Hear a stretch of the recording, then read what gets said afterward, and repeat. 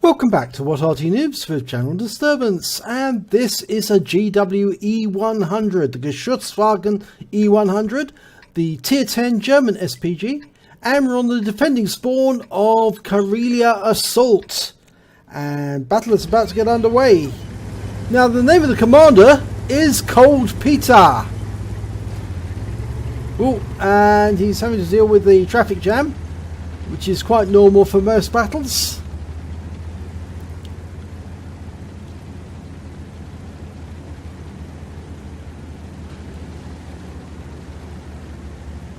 Now he's headed up onto the rear of the map. Let's have a little bit bigger mini map, and he's getting an assist from the T-54 Thomas Susik. Thank you very much indeed, sir. Nice of him to do that, to get the GW into position, because it does take a long time for the Arty to get moving, and if the enemy does get a scout into position, they could spot him before he's in safety and have him taken out very, very quickly. But we've got a Skoda T50 down to the south, and T54 is heading in that direction. So look, we've also got an M48 Patton, an M103 and a Type 61, and he's trying to decide which targets. The M103 first. Note that was just too late. He was moving too quickly. He needed to give a bit of lead. Better lead, I'd rather, on the target. Now he's got a 31.51 second reload on this particular Arty, and that's pretty good actually, considering normally it would be 42.5 seconds. So he shaved quite a lot of time off the reload cycle. He must have brothers in arms, a rammer, and all the other equipment necessary to get the reloads through quickly. But we've lost sight of the enemy. None of them are in sight at the moment. There's a VK4502. It's closest to where the enemy was last sighted. Ah, there's one of them. Okay, and unfortunately it's a Wizzy 111-4 rounds out. Oh, he gets a hit, a big hit. 362 hit points and 2 critical hits off that one. That was a very good strike. That certainly made that Wizzy 111 think twice. Give him a nice stun, and he's still stunned. He didn't use his first aid kit to get rid of it, but he's lost half his health, or more than half his health. Only he does have friends, and those friends are behind him. And he's going back into cover now. He knows that the Arty is facing him. But ColdPeter's going to give a shot over towards the east side, and before he can even fire, that Batchat 25T is taken out of the game. It was destroyed by the Skoda T50. Now that E50 looked as if he was going to back up, but no, he's actually moving forward now. So if he gives an appropriate amount of forward lead, no, that's not going to work, and he hits the rock face. So he's moving back. With 31.5 seconds, you can easily relocate to a completely different place to fire from every time you fire.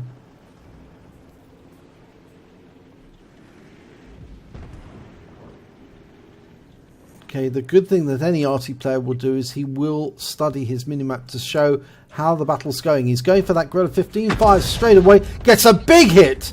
523 hit points and 2 critical hits straight away. That Grilla is not going to be too happy about coming up that ramp now he's been struck. He's not only going to be carrying a massive stun, but he's going to be thinking twice about getting struck again. But now there's a whole bunch of the enemy over this side of the map. On the east side, there's that E50 he fired at earlier but missed. And now he's lost sight of them again. He's got a teammate over there, so he should be able to spot for him.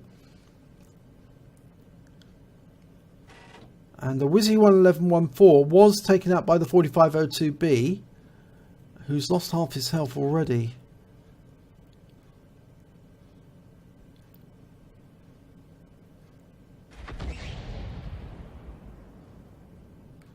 Right, the M48 Patton has been found in the south. And he's making a rush to get behind that rock. to be Arty safe, but now he's going to try and engage that 4502. Unfortunately, it's very difficult to get a to be able to get a solution on that M48, primarily because the rock face, it does effectively put them in Arty shadow or defilade. You can't fire on them. You'd hit the rock. Right, so another Wizzy 11114, and he's backing up, and the round splashes him for 81 hit points, 2 critical hits.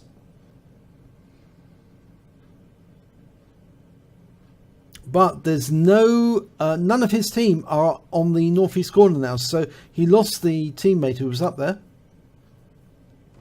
and that means now that the enemy has got a free run, and there's only a T-54, the same T-54 that helped him earlier, who's spotting for him on the north route in the A line. He's trying to get a shot into that Wizzy 132A. And of course we know the Guerrilla's down there, but we can't see him at the moment, so he's probably behind the rock. And we lose sight of the Wizzy 132 as well. Ah, the Patton's making a dash for it in the south, and he's gone into the dip. And it's going to be difficult for ColdPeter to hit him, because he's got to fire over the rock in order to get the shell into that area, and that's going to be a very, very difficult job. Right, the Wizzy 132 popped up, took out the AMX 1390, and ColdPeter's shot misses, goes long. So we've got another 31 seconds before we can fire again. And yes, exactly as I suggested earlier, that rock to the right of ColdPeter is actually inhibiting his ability to fire to the south and on that M48 pattern. He's relocating just a little. The worry is, of course, he might be seen by the Wizzy 132 or the M48 pattern. And we can see them in the distance there. But if they can spot him, and they might be able to, yes they have! The Wizzy 132 just saw him. 6 cents went off. So now he needs to get into cover. And quick. This is an assault battle. There's 2 minutes 52 seconds to go. The enemy is now pushing as hard as they can. Oh, we just lost the Skoda T50.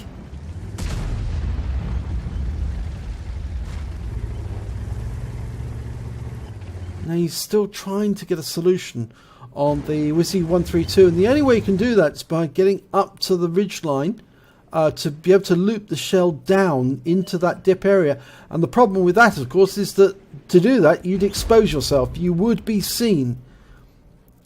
That is the great danger. Well, the Wizzy 132's gone down, but the M48 pattern's still around.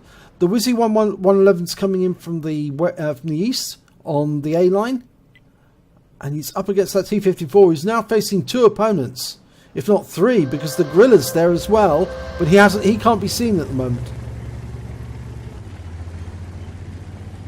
Okay, ColdPeter's moving. Unfortunately, the GW E100 doesn't have a very fast speed. He's been spotted again. Ouch! That's counter Arty. Maximum speed he can do is 40 kilometers an hour, and that's another shot from the enemy. So he's been hit twice now by both of the enemy Artys. He's lost most of his hit points. He's only got 7 hit points left now. They've got 1 minute 16 seconds to go. That Object 263 has to go. It goes, but after he's fired by one of his platoon mates, takes it out, the TVP. And the enemy is capping. But the trouble is, they haven't got enough time to cap. They need at least 2 members in the cap, or they're not going to complete in time. Now, responding to the threat of the E50 and the M48, ColdPeter's gone back to the position he was in before to try and put a shell into the cap area. There's 2 in the cap now. They can cap out in time, but it's going to be very dicey. If he goes up there, he might be seen and might be shot again, and he won't survive another splash. He fires around and he stuns them, and I think he's got a reset, or there is a reset, so there's not enough time now for the enemy to cap out. They're going to have to come after him. And if he can survive the next 13 seconds, he's done it. I don't think they can get up here in time. The Striv's going to protect him.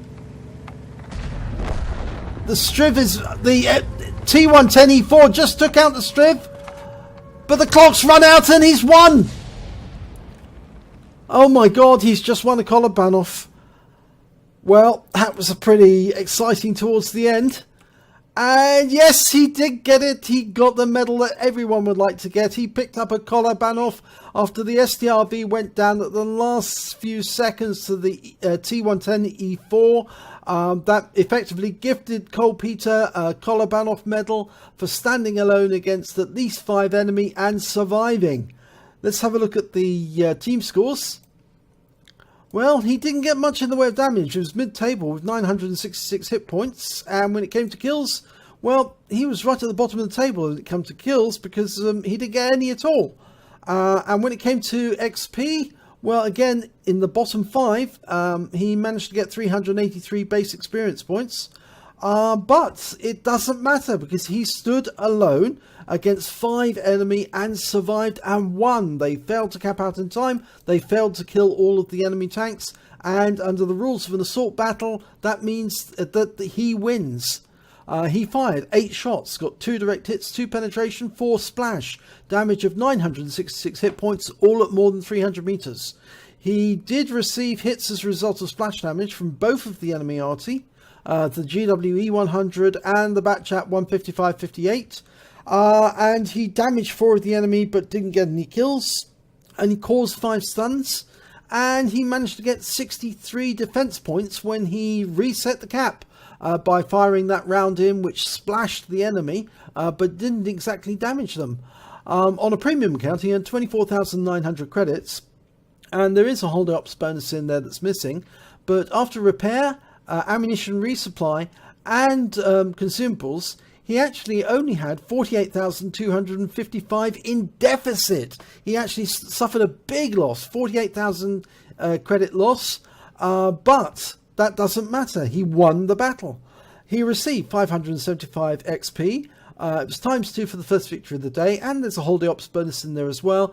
And for playing in the platoon, he got 115 extra XP, so he took away 1,541. But I suppose, really, to be honest, he won't worry about having a massive credit loss because he picks up a Kolobanov. And not just any Kolobanov, an Arty Kolobanov, because he defeated 5 enemies single-handedly. So well done, ColdPeter.